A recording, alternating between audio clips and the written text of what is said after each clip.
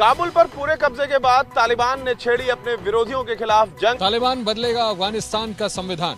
कांधार में बैठकर तालिबान के आकाओं ने बनाया पूरा प्लान। तालिबान के कब्जे से छूटे अफगानिस्तानी गायक शराफत परवानी का गाना हुआ वायरल। दिल्ली, यूपी समेत कई राज्यों में आज फिर खुल गए स्कूल। एक मछुआरे के जाल में फंस गई ऐसी मछलियां जिन्हें बेचकर मछुआरा बन गया करोड़पति। ये सारी खबरें आपको दिखाएंगे सीधे फील्ड से। तो चलिए शुरुआत करते हैं आज की बड़ी खबर के साथ। अफगानिस्तान की हुकूमत हथियाने के बाद तालिबान अब जीत का जश्न मना रहे हैं। सड़कों पर हथियारों के साथ हो रही है आतिशबाजी। कारों का काफिला, तालिबानी झंडे हैं। तालिबान की नापाक जीत के बोल यहां सुनाई दे रहे हैं और आसमान में पटाखों की आतिशबाजी भी नजर आ रही है। अफगानिस्तान से ये वायरल वीडियो सामने आया है। अमेरिकी सेना की वापसी के बाद तालिबान जगह जगह जश्न मनाने में लगे हैं। अफगानिस्तान के अलग अलग शहरों में तालिबानी लड़ाके सड़कों पर निकलकर खुशियां मना रहे हैं। तालिबान के गढ़ कंधार में तालिबान और उसके समर्थकों ने रैली निकालकर जश्न मनाया। तालिबानी जीत के जुलूस केवल जश्न की खबर नहीं दे रहे, बल्कि खौफ का संदेश भी दे रहे हैं उन आम अफगान नागरिकों के लिए जो इस बात को लेकर खबरदार हो जाएं कि कहीं बगावत का मंसूबा उनके ख्याल में भी ना आए। काबुल पर पूरे कब्जे के बाद तालिबान ने छेड़ी अपने विरोधियों के खिलाफ जंग। अफगानिस्तान की पंजशीर घाटी में तालिबान और विरोधी गुट के बीच लड़ाई तेज। पंजशीर में तालिबान और नॉर्दर्न अलायंस के बीच कल रात फिर से जंग तेज हो गई। अंतर्राष्ट्रीय मीडिया के मुताबिक तालिबान ने गोलबहार से पंजशीर को जोड़ने वाले एक अहम पुल को बम लगाकर उड़ा दिया है और इस दौरान तालिबान और उसके विरोधी सैनिकों के नॉर्दर्न अलायंस में बड़ी जंग हुई है। नॉर्दर्न अलायंस ने दावा किया है कि जंग में भारी संख्या में तालिबानी लड़ाके मारे गए हैं और भारी तादाद में हथियार और अमेरिकी गाड़ियों पर कब्जा कर लिया गया है। हालांकि इसकी पुष्टि नहीं हुई है। दरअसल पंजशीर अफगानिस्तान का वो घाटी वाला इलाका है जहां कभी तालिबान तो क्या, अमेरिका और सोवियत संघ भी कब्जा नहीं कर पाया था। अपनी वापसी के बाद अब तालिबान पंजशीर को भी जीतना चाहता है। तालिबान के डर से आम नागरिकों का अफगानिस्तान से पलायन जारी। अफगानिस्तान से पैदल निकलकर हजारों किलोमीटर की दूरी तय कर रहे। अंतर्राष्ट्रीय मीडिया में ये वायरल तस्वीर दुनिया भर को हैरान कर रही है। यहाँ पहाड़ों के रेगिस्तान के बीच पैदल आगे बढ़ रहे ये लोग अफगानिस्तान के लोग हैं। वो लोग अमन पसंद हैं और तालिबान के राज में नहीं रहना चाहते। तस्वीरें अफगानिस्तान से लगे पाकिस्तान और ईरान के बॉर्डर की हैं। हजारों की तादाद में इसी तरह लोग अपना घर छोड़कर नए आशियाने की तलाश में दर दर की ठोकर खा रहे हैं। तालिबान के राज से लोगों में डर वाजिब भी है, क्योंकि तालिबान ने अफगानिस्तान पर पूरा कब्जा करने के बाद लोगों की आवाज और उनकी आजादी दोनों पर रोक लगाना शुरू कर दिया है। तालिबान के कब्जे से छूटे अफगानिस्तानी गायक शराफत परवानी का गाना हुआ वायरल। अमेरिका ने शराफत परवानी को काबुल से एयरलिफ्ट किया है। दीवार पर अपने साथियों के साथ थाप बजाते ये है अफगानी गायक शराफत परवानी। अमेरिका ने इन्हें काबुल से एयरलिफ्ट किया है, लेकिन अपने वतन छोड़ने का दुख इस गाने में वो अपनी भाषा में बयां कर रहे हैं। अब देखिए ये पुराना वीडियो, ये तब का है जब अफगानिस्तान के अच्छे दिन थे और शराफत इस तरह संगीत कार्यक्रमों में हिस्सा लिया करते थे। तालिबान ने अफगानिस्तान पर कब्जा करने के बाद जो फरमान सुनाए हैं उसमें यह भी कहा है कि अब से अफगानिस्तान में संगीत के कार्यक्रम नहीं होंगे। इससे अफगानिस्तान में रहने वाले गायकों का भविष्य भी अंधकार में आ गया है। काबुल में अमेरिकी सेना ने दिया तालिबान को खराब फाइटर प्लेन के कबाड़ का तोहफा। एक से बढ़कर एक आधुनिक एयरक्राफ्ट यहाँ दिख रहे हैं। वो लड़ाकू विमान जो अमेरिकी सेना ने यहाँ छोड़े हैं, लेकिन फिर भी तालिबान के लड़ाकों के हाथों में कबाड़ ही लगा है। दरअसल अमेरिकी सेना ने काबुल और कई सैन्य ठिकानों पर जो एयरक्राफ्ट छोड़े हैं उन्हें खराब कर दिया। किसी कंप्यूटर से चिप निकाल ली गई तो किसी सर्किट को इस तरह से बर्बाद किया गया ताकि तालिबानी एयरक्राफ्ट उड़ा न सके। ऐसे 70 से ज्यादा हेलीकॉप्टर और प्लेन अफगानिस्तान में अमेरिका और विदेशी सेनाओं के छूटे हैं। दरअसल दुनिया भर के आतंक बहुल देशों के पास मजबूत एयरफोर्स नहीं है। ऐसे में अगर तालिबान के हाथ सही हालात में एयरक्राफ्ट लग जाते तो ये दुनिया के लिए और बड़ा खतरा होता। अफगानिस्तान से अमेरिकी सैनिकों को वापस लौटाने के फैसले पर आलोचना झेल रहे अमेरिकी राष्ट्रपति जो बाइडेन ने इसका जवाब दिया है।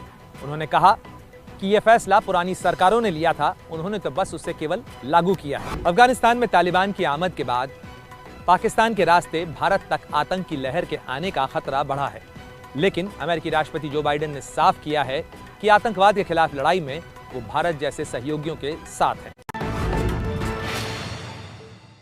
तालिबान बदलेगा अफगानिस्तान का संविधान। कांधार में बैठकर तालिबान के आकाओं ने बनाया पूरा प्लान। अफगानिस्तान में अपनी सरकार बनाने की तैयारी में तालिबान के एक और प्लान का खुलासा हुआ है। तालिबान जल्दी ही अफगानिस्तान का मौजूदा संविधान बदल देगा। सूत्रों के मुताबिक तालिबानी नेताओं का मानना है कि मौजूदा संविधान विदेशी शासकों की देखरेख में बना था, इसलिए उसे खारिज कर देना चाहिए।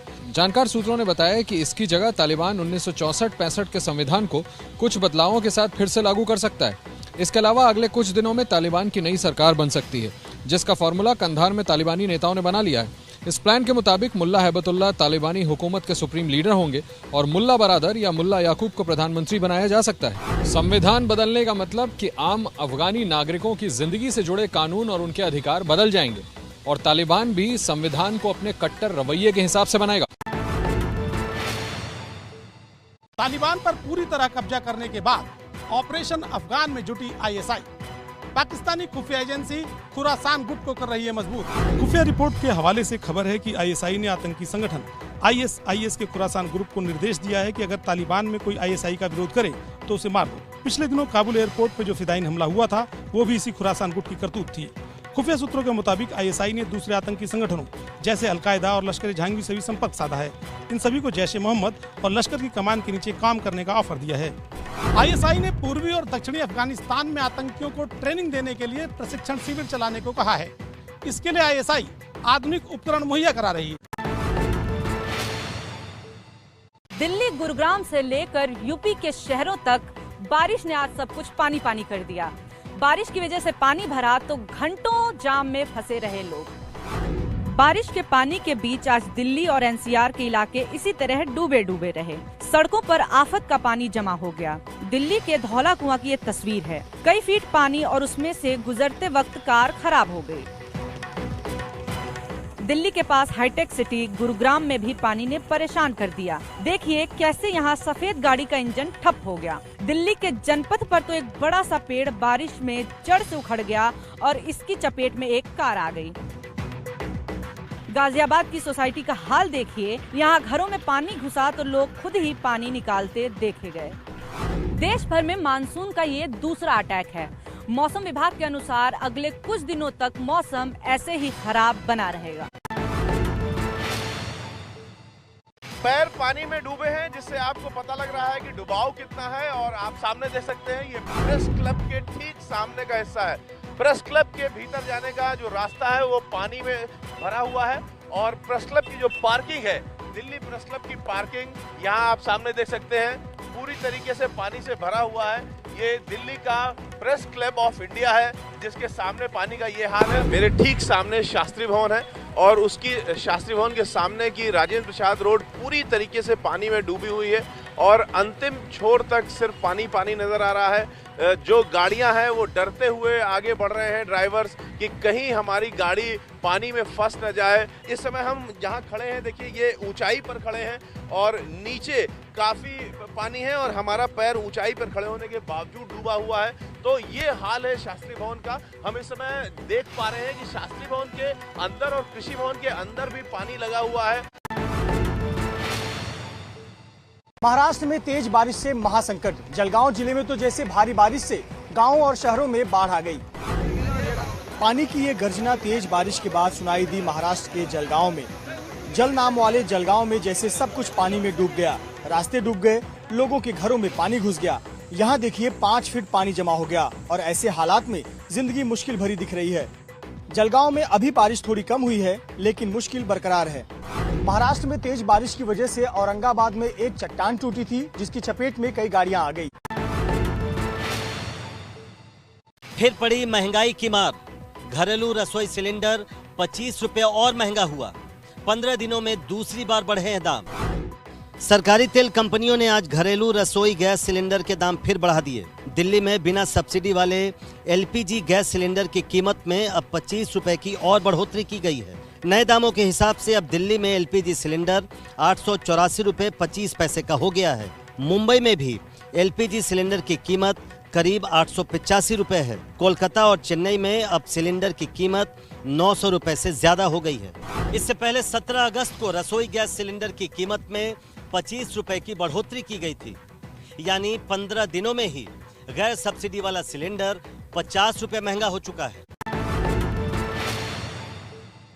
यूपी के फिरोजाबाद में बुखार के बाद 35 से ज्यादा लोगों की मौत से मचा हड़कंप। डेंगू और वायरल का शक, सीएम योगी ने दिए जांच के आदेश।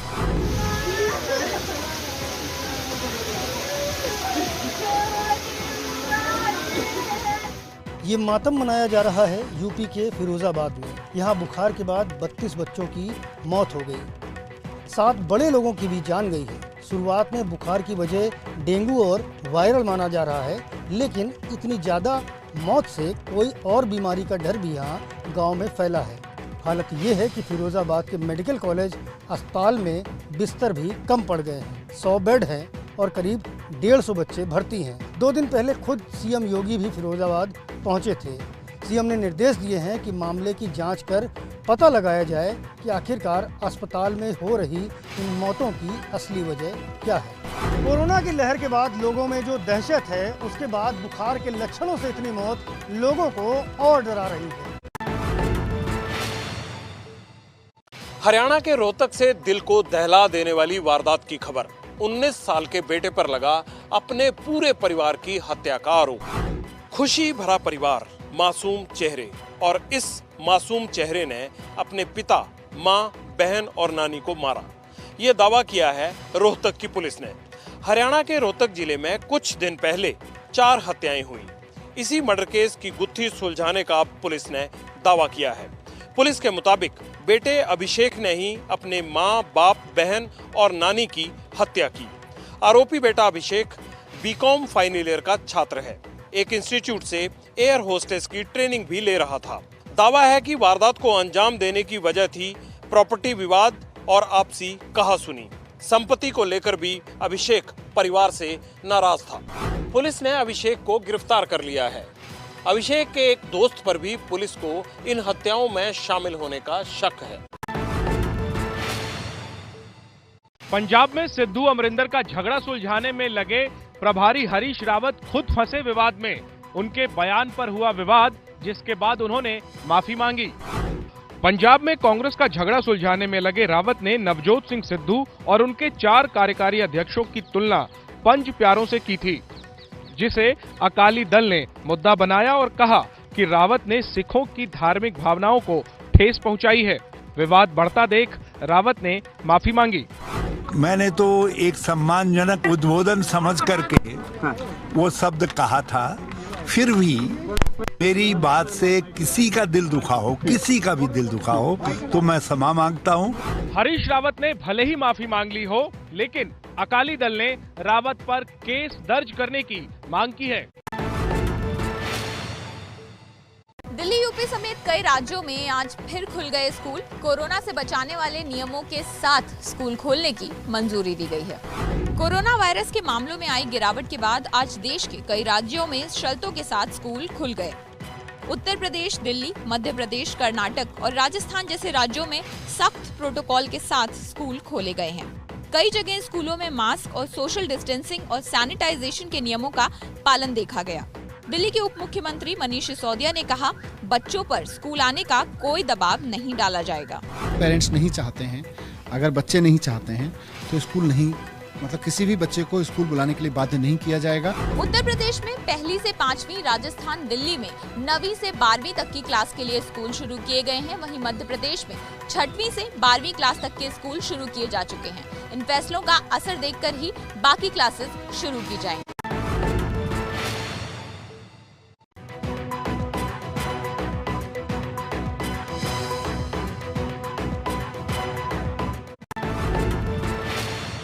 तस्वीरों में यहाँ जो मछली आपको दिख रही है, इनकी कीमत है करीब 1 करोड़ 33 लाख रुपए। पालघर में चंद्रकांत तरे अरब सागर में मछली पकड़ने गए थे और उनके जाल में ये दुर्लभ मछली फंस गई। मछली की इस प्रजाति का नाम है सी गोल्ड। एक मछली 85,000 रुपए में बिकती है और चंद्रकांत तरे के जाल में तो ऐसी करीब 157 मछलियां फंसी थी। जिन्हें उन्होंने बाजार में 1,33,00,000 रुपए में बेचा। दरअसल घोल मछली या कहें सी गोल्ड मछली ये काफी दुर्लभ प्रजाति की मछली है। इसका इस्तेमाल मेडिकल, कॉस्मेटिक्स और इलाज में होता है, इसीलिए इसकी कीमत बहुत ज्यादा होती है।